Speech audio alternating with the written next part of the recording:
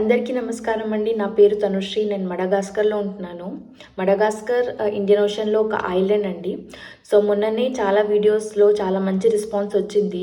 నిన్న wedding video పెడితే చాలామంది మీ మదర్ ఇన్ లా గురించి చెప్పండి, మీ ఆఫ్రికన్ కల్చర్ గురించి చెప్పండి అని చెప్పి చాలామంది కామెంట్ చేస్తున్నారు.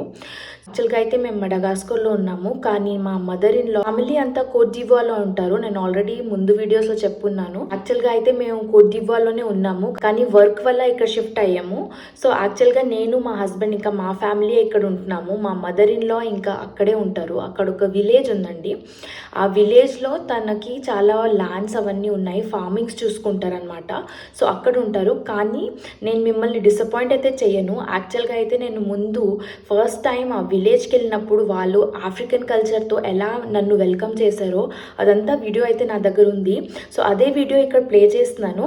ఆ ప్లే చేసినప్పుడు నేను అన్ని ఆఫ్రికన్ కల్చర్ గురించి అయితే ఎక్స్ప్లెయిన్ చేస్తాను. తర్వాత చాలామంది మా హస్బెండ్ కలర్ ఫెయిర్ ఉంది, సో మీ మదర్ ఇన్ లాస్ ఆఫ్రికనేనా అని కూడా అడిగారు. అవునండి, మా మదర్ ఇన్ లా అయితే ఆఫ్రికన్, వెస్ట్ ఆఫ్రికన్ అనమాట. కానీ వాళ్ళ డాడీ వచ్చేసి ఫ్రెంచ్, దానివల్ల తన కలర్ మిక్స్ ఉంది. సో తన డాడీ అయితే చిన్నప్పుడే పోయారనమాట. మదర్ ఇన్ లా విలేజ్ వచ్చేసి eastern part of Ivory Coast, Abengourou అని ఒక టౌన్ ఉంటుందండి. అక్కడ నుంచి ఇంకా లోపలికి వెళ్తే ఒక చిన్న విలేజ్, ఆ విలేజ్ పేరు వచ్చేసి అమెలికియా అని. నేను అక్కడికి ఆల్రెడీ చాలాసార్లు వెళ్ళాను, కానీ అప్పుడు నేను తెలుగులో వీడియో చేసేదాన్ని కాదు. సో ఇంగ్లీష్లో అయితే ఒక వీడియో పెట్టాను. ఆ వీడియోనే ఇక్కడ పెట్టి నేను తెలుగులో ఎక్స్ప్లెయిన్ చేస్తాను. అయితే తనైతే రిటైర్ అయిపోయారు. యాక్చువల్లీ కస్టమ్ ఆఫీసర్గా ఎయిర్పోర్ట్లో రిటైర్ అయ్యారు.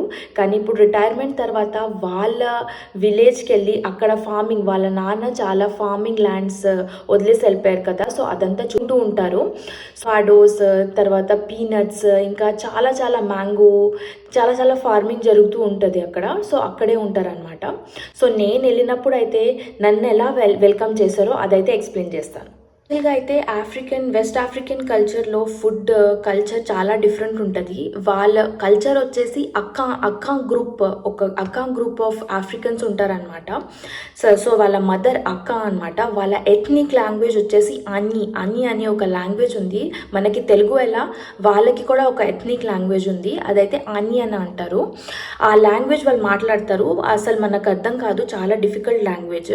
నాకు కూడా అర్థం కాలేదు, నాకు మాట్లాడడం కూడా రాదు. కానీ అదొక లాంగ్వేజ్ వాళ్ళు యూజ్ చేస్తే మా హస్బెండ్కి అర్థం అవుతుంది. సో ఆ లాంగ్వేజ్ వాళ్ళు అక్కడ మాట్లాడతారు. ఆ విలేజ్లో ఎవరైనా first time daughter in law వస్తే వాళ్ళ ట్రెడిషనల్ క్లోత్, మనం పట్టు సారీ వేసుకుంటాం కదా, వాళ్ళ ట్రెడిషనల్ క్లోత్ వచ్చేసి కితా అనమాట. కితా అని అంటారు. అది కూడా సారీ లాగానే ఉంటుంది. అలా ర్యాప్ చేస్తారు, ఒక షర్ట్ వేసుకొని ర్యాప్ చేస్తారు సారీ లాగానే. ఇక్కడ చూస్తున్నారు కదా, అలాగే ఉంటుంది. వాళ్ళ కల్చర్లో ఉన్న జ్యువెలరీస్, కొన్ని షెల్స్ లేకపోతే ఎలిఫెంట్ ట్రంక్తో చేసిన జ్యువెలరీస్ ఉంటాయి. ఆ జ్యువెలరీస్ అయితే డాటర్ ఇన్ లాకి పెడతారనమాట. సో ఇలాగా ఫస్ట్ వెళ్ళంగానే విలేజ్ పిల్లలు, విలేజ్ పెద్దోళ్ళు, తర్వాత చీఫ్ అందరూ వచ్చి వెల్కమ్ చేస్తారు. వెల్కమ్ చేసాక అందరం కూర్చొని ఫస్ట్ అయితే ఫుడ్ తింటామన్నమాట. ఫుడ్ తిన్నాక వాళ్ళు అదంతా అయిపోయాక ఒక చిన్న సెరమనీ చేస్తారు. ట్రెడిషనల్ క్లోత్, వాళ్ళ జ్యువెలరీ అదంతా గిఫ్ట్ చేస్తారనమాట. హౌస్ చూస్తున్నారు కదా అండి, ఇది ఈ విలేజ్లో ఒక హౌస్ అనమాట. ఇక్కడే మా మదర్ ఇన్ లా వాళ్ళ ఫాదర్ ఉన్నారు. సో ఇప్పటికీ ఆ హౌస్ అలానే ఉంది, వీళ్ళు రినోవేట్ చేయించుకున్నారు. ఇక్కడైతే ఈ విలేజ్లో ఆ టౌన్ బెంగూరు అని చెప్పాను కదా, అక్కడ నుంచి ఈ విలేజ్ వరకు అయితే రోడ్ లేదు. సో రెడ్ శాండ్ ఉంది కదా, రెడ్ మట్టి అంటాం కదా, ఆ మట్టితోనే రూట్ ఉంది. సో అలాగే ఒక 15 minutes వెళ్ళిపోతే ఈ విలేజ్ అయితే వస్తుంది. ఇక్కడైతే ఎలక్ట్రిసిటీ, వాటర్ ఇష్యూ ఏం లేదు. మన మడగాస్కర్ లాగా అక్కడ ఎలక్ట్రిసిటీ, వాటర్ అన్నీ ఉంటాయి. చాలా వీడియోస్ మా మదర్ ఇన్ లాతో నా ఇన్స్టాగ్రామ్ ఛానల్లో రీల్స్ లాగా పెట్టాను. ఒకవేళ మీరు చూడాలంటే నా ఇన్స్టాగ్రామ్లో ఓల్డ్ రీల్స్ చూడండి, చాలా ఫేమస్ అయ్యాయి ఆ రీల్స్. చాలా ఇంట్రెస్టింగ్గా కూడా ఉంటుంది. మన వెస్ట్ ఆఫ్రికన్ లోకల్ ఫుడ్ ఎలా చేస్తారో అదంతా నేనే చేసేసి పెట్టాను. నాకైతే చాలా మట్టికి మా మదర్ ఇన్ లా నేర్పించారనమాట వాళ్ళు తిండాలి, ఎందుకంటే అక్కడ ఉన్నప్పుడు నేర్చుకున్నాను అనమాట. సో అవన్నీ రీల్స్ లాగా చేసి నేను పెట్టాను. నా ఇన్స్టాగ్రామ్కి వెళ్ళి పాత రీల్స్ చూసి అక్కడ కామెంట్లో పెట్టండి నచ్చిందా లేదా. మోస్ట్లీ చూస్తే ఆఫ్రికన్ ఇంకా ఇండియన్ కల్చర్ లాగా చూస్తే జస్ట్ బట్టలు, ఫుడ్ అదంతా డిఫరెంట్ ఉంటుంది. కానీ వాళ్ళ మైండ్ సెట్ మనలాగానే ఉంటుంది. వాళ్ళు కూడా ఎల్డర్ పీపుల్ని చాలా రెస్పెక్ట్ ఇవ్వడం, ఫ్యామిలీ అంతా కలుసుకోవడం అదంతా మనలాగానే చేస్తారు. నార్మల్ వాళ్ళ థింకింగ్ మన థింకింగ్ చాలా చాలా మ్యాచ్ అవుతుంది. తర్వాత మా ఫాదర్ ఇన్ లా వచ్చేసి చెప్పాను కదా, తనైతే ఫ్రాన్స్, తనది మోస్ట్లీ అండి వెస్ట్ ఆఫ్రికాలో బనానా అయితే మెయిన్ డిష్. బనానా అంటే నార్మల్ మన తినే బనానా కాదు, ప్లాంటైన్ బనానా ఉంటుంది. మన కేరళలో అయితే మనకు దొరుకుతుంది, వాళ్ళు కేరళైట్స్ చాలా తింటారు. అదే సేమ్ బనానా వీళ్ళు కూడా వెస్ట్ ఆఫ్రికాలో మెయిన్ డిష్ అనమాట వీళ్ళది. సో చాలా డిఫరెంట్ డిఫరెంట్ డిషెస్ దాన్ని పీల్ చేసి అలా చేస్తారు. మనం రైస్ ఎలా తింటామో వీళ్ళు బనానా అలా తింటారు. సో నేనైతే ఇవాళ ప్లాంటైన్ బనానా తెచ్చుకున్నాను. నేనైతే ఒక డిష్ చేస్తున్నాను ఇవాళ. అది వెస్ట్ ఆఫ్రికన్ మన మెయిన్ ఐవరీ కోస్ట్ డిష్ అనమాట. సో అది చేస్తున్నాను, మీకు చూపిస్తాను ఆ డిష్ కూడా. నేను చెప్పాను కదండి, ఒక డిష్ అయితే చేస్తున్నాను, ఐవరీ కోస్ట్ డిష్. అందరం చాలా ఇష్టంగా తింటాం అనమాట. ఇగో చూస్తున్నారు కదా, ఇది ప్లాంటైన్ బనానా అని అంటారు. కేరళలో చాలా దొరుకుతాయి ఇవి తినే బనానా అయితే కాదు, ఇది ప్లాంటైన్ బనానా. కొన్ని డిషెస్ కేరళైట్స్ కూడా చేస్తారు. మీ దాంట్లో ఎవరైనా టేస్ట్ చేసి ఉంటే నాకు కామెంట్లో పెట్టండి. తర్వాత ఇది వచ్చేసి, ఈ డిష్ వచ్చేసి నేమ్ అలోకో అని అంటారు. ఐవరీ కోస్ట్లో చాలా చాలా ఫేమస్. ఇది స్వీట్ డిష్ అనమాట, స్వీట్ ఉంటుంది. సో చిన్నపిల్లలు కూడా చాలా ఇష్టపడతారు, మా ఇంట్లో అందరికీ ఇష్టం. సో దీన్ని మనం ఫ్రెంచ్ ఫ్రైస్ని ఫ్రై ఎలా చేస్తామో, ఈ బనానాని కూడా చిన్న చిన్నగా కట్ చేసి సాల్ట్ వేసేసి ఫ్రై చేస్తాము. తర్వాత దీంతో కాంబినేషన్తో బాయిల్డ్ ఎగ్ అయినా, చికెన్ అయినా, ఫిష్ అయినా ఏదో ఒకటి తింటారనమాట వీళ్ళు. తర్వాత టొమాటో చట్నీ ఇంకా సాలెడ్ కూడా తింటారు కాంబినేషన్తో. సో నేను అదే చేస్తున్నానండి ఇవాళ. అయిపోయాక చూపిస్తాను ఎలా. ఏంటి ఈ అమ్మాయి చాలా డిఫరెంట్గా ఉంది, ఎప్పుడు నేర్చుకుంది ఇవన్నీ కల్చర్ అని అనుకుంటున్నారా?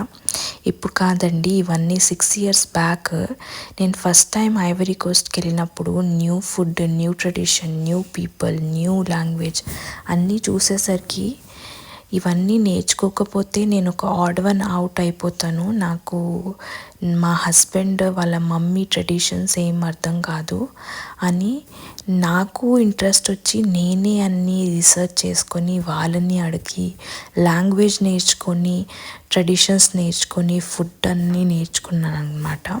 అదొక ఇంట్రెస్ట్ అనమాట. వాళ్ళైతే ఏం ఫోర్స్ చేయలేదు, ఎప్పుడు నాకేం అడగలేదు కూడా ఎందుకు చేయట్లేదు ఫుడ్ అదంతా.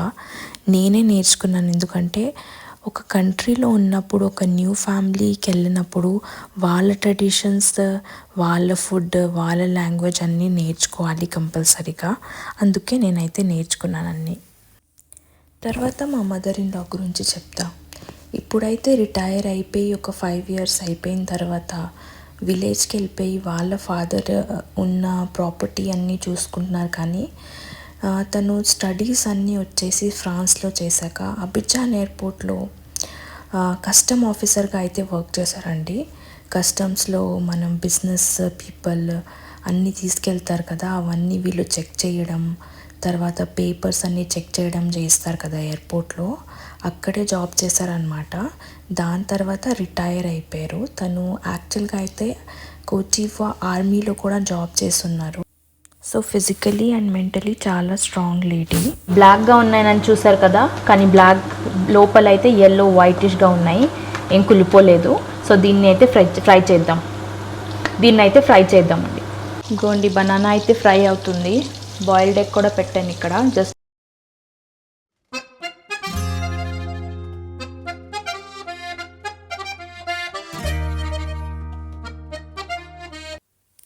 తర్వాత మా హస్బెండ్ పుట్టి పెరిగింది ఐవరీ కోస్ట్ అండి. అందుకే తను ఎక్కువగా ఆఫ్రికన్ ఇన్ఫ్లుయెన్స్ ఎక్కువ ఉంది. ఆఫ్రికాలోనే చదువుకున్నారు, ఆఫ్రికాలోనే వర్క్ చేశారు. తర్వాత ఆఫ్రికన్ ఫుడ్ అంటే చాలా ఇష్టం. సో ఇంట్లో 2 days African food, 3 days Indian food, వీకెండ్స్లో ఫ్రెంచ్ ఫుడ్, అలా డిఫరెంట్ క్విజిన్ అయితే చేస్తూ ఉంటాము. మా హస్బెండ్ అయితే ఫుడ్ ఆల్రెడీ చెప్పాను కదా ముందు వీడియోలో, తనకి కుకింగ్ అంటే కూడా చాలా ఇష్టం. సో అలా మేము డిఫరెంట్ ఫుడ్ అయితే చేస్తూ ఉంటాం.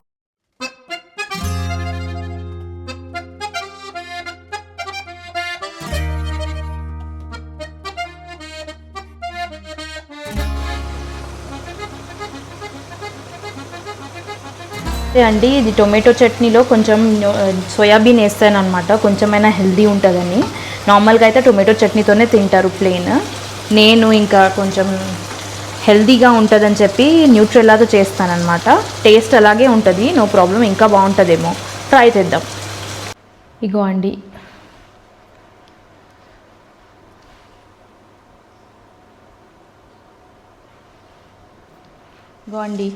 ఈ డిష్ అయితే రెడీ. దీన్నే అలోకో అని అంటారు. దీన్ని మనం టొమాటో చట్నీ ఉంది కదా, దీంతో నంచుకొని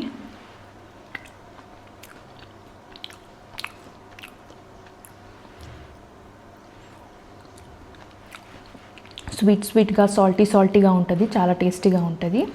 ఈ వీడియో అయితే స్వీట్గా సాల్టీగా ఉంటుంది. చాలా బాగుంటుంది. చాలా బాగా వచ్చింది. ఇంతే అండి, ఈ డిష్ చూపిద్దాం అనుకున్నాను. నచ్చిందా అండి వీడియో? నచ్చితే సబ్స్క్రైబ్ చేయండి. త్వరలో కలుసుకుందాం నెక్స్ట్ వీడియోలో. అంటిల్ దెన్ ఈ ఫుడ్ని అయితే ఎంజాయ్ చేస్తున్నాం. బాయ్.